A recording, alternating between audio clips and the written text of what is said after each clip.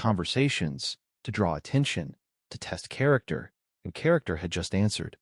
Charles Lawson's face drained of color as he understood that he had underestimated the man he thought he was acquiring. Malcolm had walked into the lion's den, not as prey, but as a mirror, reflecting their assumptions back at them until they fractured.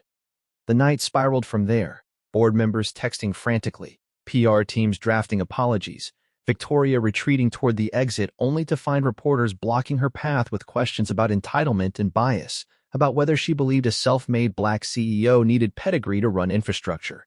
Her silence was louder than any answer. In the days that followed, the fallout became seismic. Lawson Global shares fell 12% in 48 hours. Major clients paused negotiations citing reputational concerns, and Charles Lawson publicly distanced himself from his wife's actions in a statement that read more like a corporate memo than a marriage vow. But here's where the story twists again, because Victoria Lawson was not merely ornamental.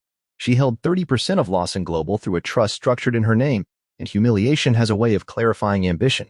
Instead of retreating, she convened her own advisors, digging into the contract Malcolm had invoked, searching for weaknesses, determined to prove that she could outmaneuver him legally if not socially. What she uncovered, however, shocked her. The morality clause had been inserted at Lawson Global's insistence months earlier after a minor scandal involving one of their executives.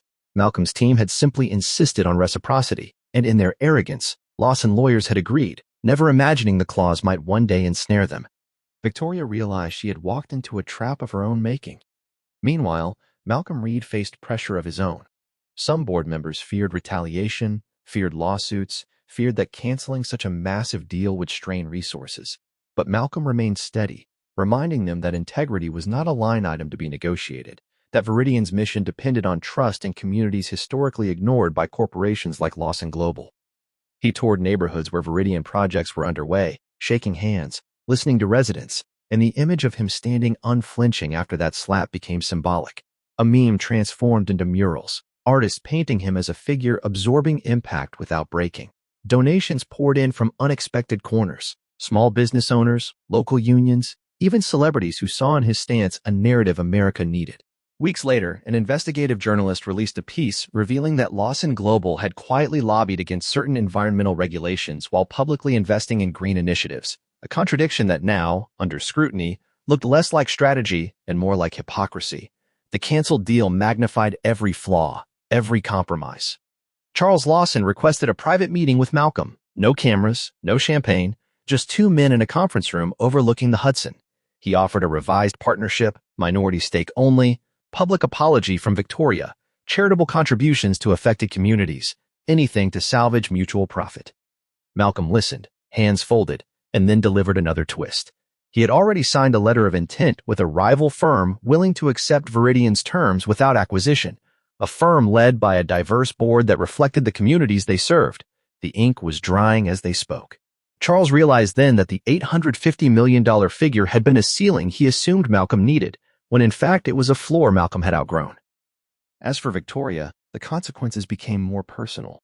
Sponsors withdrew from her philanthropic galas, board seats quietly shifted away, and whispers followed her into every room she entered.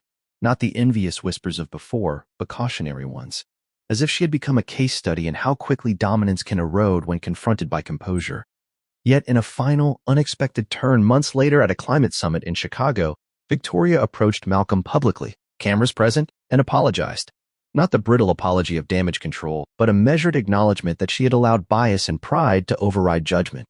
She announced a new foundation focused on equitable investment in minority-led startups, funded in part by her own shares liquidated from Lawson Global. Skeptics questioned her motives, but actions began to follow words, grants distributed, mentorship programs launched, and though cynicism lingered, impact slowly spoke for itself. Malcolm accepted the apology without theatrics, stating that accountability mattered more than perfection, and the moment did not erase the slap, but reframed it as a catalyst. The story that began with humiliation ended with transformation. Not tidy, not complete, but undeniable. Viridian Grid expanded into 12 cities within 2 years, maintaining majority control and setting new standards for transparency. Lawson Global survived, but leaner, chastened, its leadership more cautious about the optics of entitlement. And that night at the Ashford Grand became legend in business schools and boardrooms, A reminder that power without respect is brittle, that contracts carry consequences, and that sometimes the most devastating response to an insult is not retaliation, but strategy executed in plain sight. So if you ever doubt that a single moment can shift millions of dollars in decades of assumption, remember the sound of that slap echoing under crystal chandeliers and the silence that followed when a CEO chose composure over chaos. And subscribe now, because the next story might just change the way you see the world's balance of power all over again. If you think you've seen power, privilege, and pride collide before, wait until you hear what happened the night a billionaire's wife slapped a black CEO in front of Manhattan's elite. Because seconds later, with one sentence, she didn't just silence the room, she erased an $850 million deal and rewrote every rule they thought they controlled. So before we begin, make sure you subscribe. Because stories like this don't just entertain, they expose the fault lines of power in America, and you won't want to miss what really happens when arrogance meets strategy. The ballroom of the Ashford Grand shimmered beneath crystal chandeliers, a cathedral of glass and gold where the city's wealthiest gathered to toast what was supposed to be the partnership of the decade, an $850 million acquisition between tech conglomerate Lawson Global and renewable energy powerhouse Viridian Grid, a company led by CEO Malcolm Reed, a self-made innovator who had grown up in Detroit public housing and built a clean energy empire from a rented garage and an idea that cities deserved better air. The press called him visionary, competitors called him dangerous, and tonight he stood calm in a tailored charcoal suit, his presence quiet but commanding, as investors circled like satellites around him. Across the room stood Victoria Lawson, wife of billionaire hedge fund titan Charles Lawson, her emerald gown cut like a blade, diamonds glinting at her throat, her smile practiced and thin, the kind of woman accustomed to rooms bending around her, accustomed to waiters flinching before she spoke, and boards approving whatever her husband suggested. To her, this deal was inevitable. Viridian would fold into Lawson Global, Malcolm Reed would become a figurehead, and the future would belong to the Lawsons. But what Victoria didn't know, what almost no one knew, was that Malcolm Reed had not built Viridian to sell it. He had built it to change the balance of power, and tonight was not about surrender, but exposure. The tension began subtly, a comment too sharp to be accidental, Victoria laughing too loudly when a senator praised Malcolm's leadership, her hand tightening around her champagne flute as donors drifted toward him instead of her husband. Charles noticed but dismissed it, whispering that optics mattered, and that tonight they needed Reed cooperative, not cornered. Yet Victoria had never been patient with men who rose from nothing, never comfortable with narratives that didn't include inherited wealth as the final chapter. When Malcolm took the stage to thank Lawson Global for their interest and spoke not of acquisition but of alignment, not of surrender but of shared vision with clear boundaries, a flicker passed across Victoria's face, something between insult and disbelief. And when he added that Viridian would retain controlling interest in all urban grid projects to ensure community accountability, the flicker ignited. After the applause, she moved toward him with the glide of a predator disguised as elegance, her smile fixed as cameras flashed, and in a voice just loud enough for nearby investors to hear, she said that community accountability was a charming phrase, but real infrastructure required real pedigree. Malcolm's reply was measured, respectful, and devastating in its simplicity. He said pedigree had built pipelines that poisoned neighborhoods, and that Viridian intended to do better. The air shifted, laughter died, and in that suspended second, Victoria Lawson did the unthinkable. She slapped him.